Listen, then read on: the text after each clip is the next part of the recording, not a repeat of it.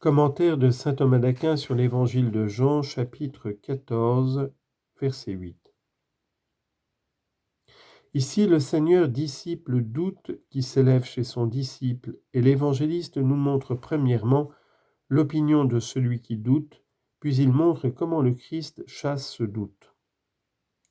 Philippe lui dit : « Seigneur, montre-nous le Père, et cela nous suffit. » Il faut savoir qu'auparavant, le Seigneur avait promis aux disciples une chose à venir, la connaissance parfaite de Dieu lorsqu'il a dit « Et dorénavant vous le connaîtrez ».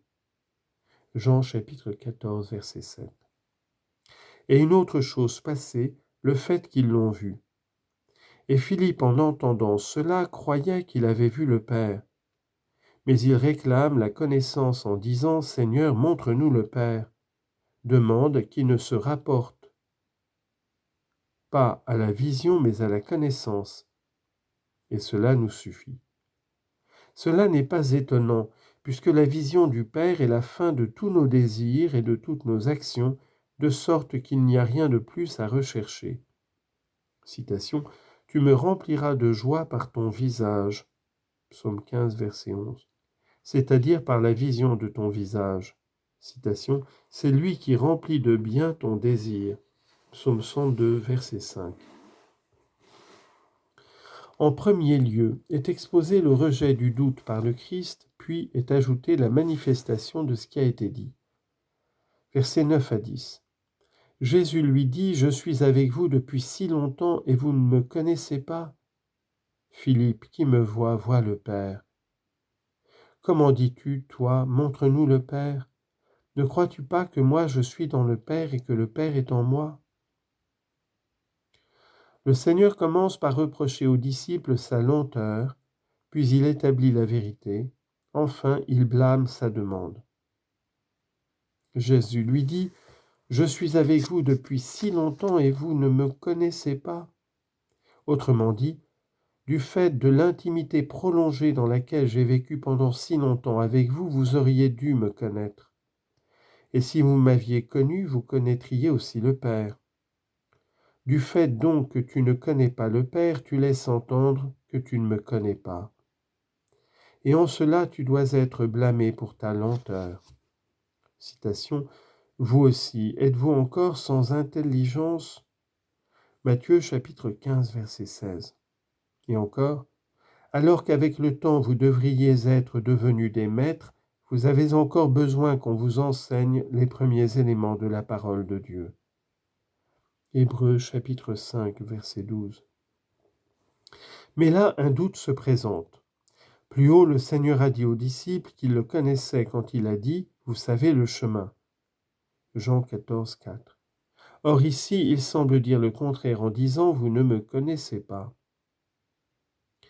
Mais il faut dire selon Augustin que parmi les disciples, il y en avait qui connaissaient le Christ aussi en tant qu'il était le Verbe de Dieu, et parmi eux Pierre qui dit « Tu es le Christ, le Fils du Dieu vivant ».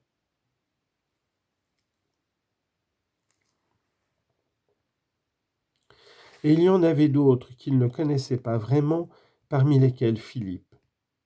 À l'égard des premiers, le Seigneur dit donc « Et moi où je vais, vous le savez ».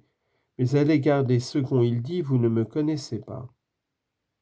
On peut dire autrement, le Christ pouvait être connu de deux manières, selon sa nature humaine, et de cette manière tous le connaissaient. Et quant à cela, il dit « Et où moi je vais, vous le savez ». Et selon sa nature divine, et de cette manière-là, il ne le connaissait pas encore parfaitement. C'est pour cela qu'il dit « Vous ne me connaissez pas ». C'est évident d'après ce qu'il ajoute « Philippe, qui me voit, voit aussi le Père ». Comme pour dire « Si vous me connaissiez, vous connaîtriez le Père ». Et ainsi tu ne dirais pas « Montre-nous le Père », puisque tu l'aurais déjà vu, m'ayant vu. Citation : « Si vous me connaissiez, vous connaîtriez peut-être aussi mon Père ». Jean chapitre 8, verset 19. Philippe, qui me voit, voit aussi le Père. Mais Sabellius a pris là un appui pour son erreur en disant « Pourquoi a-t-il dit qui me voit, voit aussi le Père, sinon parce que lui-même est à la fois le Père et le Fils ?» À cela, Hilaire répond, s'il en était ainsi, le Seigneur aurait dit, qui me voit voit le Père, sans aucune conjonction apposée. Mais puisqu'il a ajouté une conjonction en disant qui me voit aussi le Père, il montre la distinction. Et selon Augustin, c'est comme si quelqu'un disait en parlant de deux réalités semblables, si tu as vu celle-ci, tu as vu aussi celle-là. Or dans le Fils, il y a une similitude du Père absolument parfaite. C'est pourquoi il dit qui me voit aussi le Père. Mais dans le Fils, il y a une similitude encore plus grande que dans les hommes, parce qu'en eux, la similitude ne peut jamais être selon la même forme ou la même réalité ou la même qualité numériquement, mais seulement selon l'espèce. Alors que dans le Fils, il y a numériquement la même nature que celle qui est dans le Père, et voilà pourquoi le Père est vu davantage dans la vision du Fils que dans celle de n'importe quel homme, si semblable qu'il paraisse. Il faut noter qu'à partir des paroles qui sont dites ici est exclue l'erreur d'Arius quant à deux aspects. Premièrement, quant au fait qu'il nie la consubstantialité. En effet, il est impossible que dans la vision d'une substance créée puisse être vue une substance incréée, de même que par la connaissance d'une substance d'un genre donné, on ne peut avoir la connaissance d'une substance d'un autre genre. Il est donc manifeste que le Fils n'est pas une substance créée, mais qu'il est consubstantiel au Père. Autrement, celui qui voit le Fils ne verrait pas le Père. Deuxièmement, par rapport à ce que les Ariens disent sur ce passage de la première épître à Timothée, au roi des siècles, immortel, invisible, au seul Dieu. 1 Timothée 1,17. À savoir que seul le Père est invisible, tandis que le Fils dans sa nature aurait été vu souvent. Si cela était, il s'ensuivrait aussi que le Père aurait été vu fréquemment, puisque celui qui voit le Fils voit aussi le Père. Donc, puisque le Père est invisible selon sa nature, il est impossible que le Fils ait été vu dans sa nature.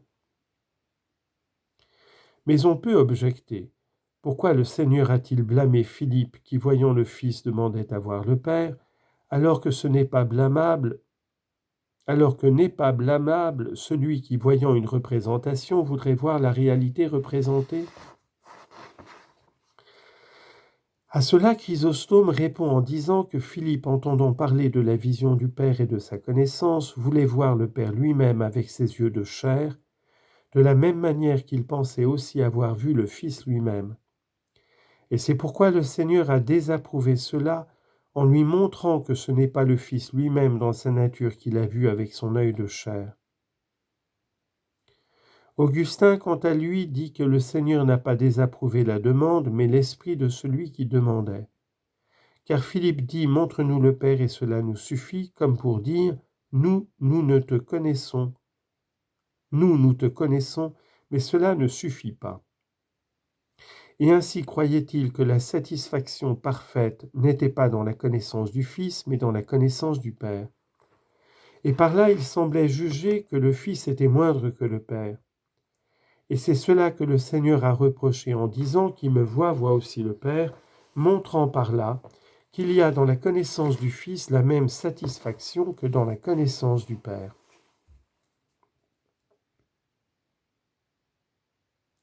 Comment dis-tu, toi, montre-nous le Père, ne crois-tu pas que moi je suis dans le Père et que le Père est en moi? Voilà pourquoi ensuite, lorsqu'il dit « Comment dis-tu, toi, montre-nous le Père », il blâme sa demande d'abord en elle-même, puis dans sa racine. Il blâme sa demande en disant « Comment dis-tu, toi, montre-nous le Père », puisque le Père est vu dans le Fils. Philippe pouvait dire assurément « Moi qui ai parlé légèrement, que puis-je répondre? Je mettrai ma main sur ma bouche. » Job chapitre 39, verset 34. Il blâme cette demande dans sa racine quand il dit « Ne crois-tu pas que moi je suis dans le Père et que le Père est en moi ?» Comme s'il disait « Tu veux avoir le Père, croyant avoir en lui l'absolu, mais si tu crois ainsi, tu ne crois pas que moi je suis dans le Père et que le Père est en moi. Car si tu croyais cela, tu espérerais avoir en moi le même absolu que dans le Père. » Or ce qu'il dit « moi je suis dans le Père et le Père est en moi » est dit à cause de l'unité d'essence. Moi et le Père, nous sommes un. Jean chapitre 10, verset 30. Il faut savoir en effet que l'essence se rapporte autrement à la personne dans les personnes divines et dans les hommes. Car chez les hommes, l'essence de Socrate n'est pas Socrate, parce que Socrate est quelque chose de composé. Mais dans les personnes divines, l'essence est identique à la personne selon la réalité, et ainsi l'essence du Père est le Père et l'essence du Père le Fils. Donc, partout où est l'essence du Père, le Père lui-même est, et partout où est l'essence du Fils, le Fils lui-même est. Or, l'essence du Père est dans le Fils, et l'essence du Fils est dans le Père. Donc, le Fils est dans le Père, et le Père dans le Fils, et c'est ainsi qu'Hilaire l'explique.